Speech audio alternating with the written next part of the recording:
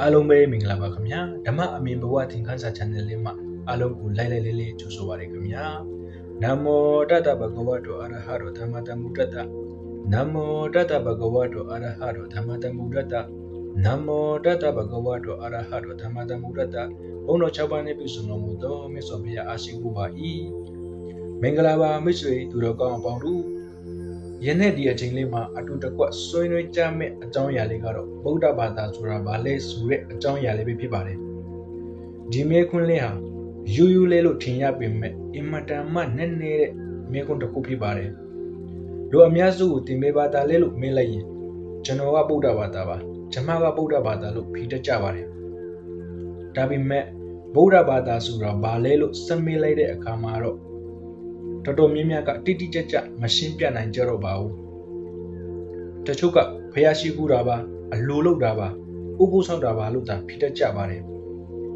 ဒီအဖြစ်ဟာမှားတာတော့မဟုတ်ပါဘူးဒါပေမဲ့ဗုဒ္ဓဘာသာရဲ့အနှစ်သာရကိုအပြည့်အဝဖော်ပြနိုင်တဲ့အဖြစ်တခုတော့မဟုတ်သေးပါဘူး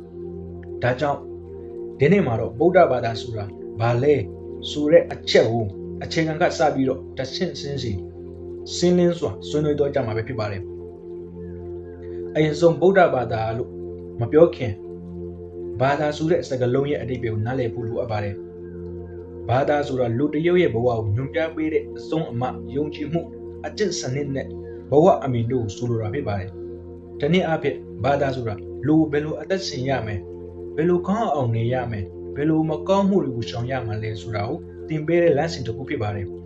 ဒါကြောင့်ဘာသာဆိုတာအစအုံမဟုတ်ဘူးရုပ်တုမဟုတ်ဘူးအဝတ်စားတွေမဟုတ်ဘူးအခမ်းအနားတွေကိုပဲဆိုလိုတာလည်းမဟုတ်ဘူးဘာသာရဲ့တကယ့်တန်ဖိုးကလူရဲ့စိတ်ကိုပြောင်းလဲပေးနိုင်ခြင်းပဲဖြစ်ပါတယ်လူတစ်ယောက်ဟာဒေါသကြီးနေရာကနေစိတ်စီလာတယ်လောဘကြီးနေရာကနေရောင်းရဲတက်လာတယ်မနာလိုစိတ်စီရာကနေဝက်မြောက်တက်လာတယ်အတ္တကြီးရာကနေနှိပ်ချတက်လာတယ်ဒီလိုပြောင်းလဲလာစေအဆုံးအမစီရင်အဲ့ဒီအဆုံးအမဟာလူဘဝအတွက်အကျိုးရှိတဲ့ဘာသာတစ်ခုဖြစ်ပါတယ်ဒါကြောင့်မိတ်ဆွေတို့ဘာသာတစ်ခုကိုတန်ဖိုးပြတ်တဲ့အခါမှာဖះเจ้าဘယ်လောက်ကြီးတယ်လဲအခါအနာဘယ်လောက်ကျေတယ်လဲလူဘယ်လောက်ဥပွင့်နေတယ်လဲဆိုတာကိုကြည့်ရမှာမဟုတ်ဘူးအဲ့ဒီဘာသာကလူရဲ့စိတ်ကိုဘယ်လောက်ကောင်းမြတ်အောင်ပြောင်းလဲပေးနိုင်တယ်လဲဆိုတာကိုပဲကျွန်တော်တို့ကြည့်ရမှာဖြစ်ပါတယ်အဲ့ဒီအတွက်ကြောင့်ဗုဒ္ဓဘာသာကိုလည်းဒီလိုစုတော်ကနေကျွန်တော်တို့ကြည့်ကြမယ်ဗုဒ္ဓဘာသာဟာလူကူးပွေယုံတက်တက်တင်ပေးတာလားဒါမှမဟုတ်ဘဝကိုပြောင်းလဲပေးနိုင်တဲ့လမ်းစဉ်လားဒီမဲခွန်းရဲ့အဖြစ်ကိုတော့နောက်အပိုင်းမှာဆက်လက်ဆွေးနွေးသွားကြမယ်အားလုံးပဲကိုစိတ်နှပြကျမ်းမာချမ်းသာပြီးမြတ်ဗုဒ္ဓ၏တရားတော်များကိုနားလည်ကျင့်သုံးနိုင်တဲ့သူများဖြစ်နိုင်ကြပါစေ။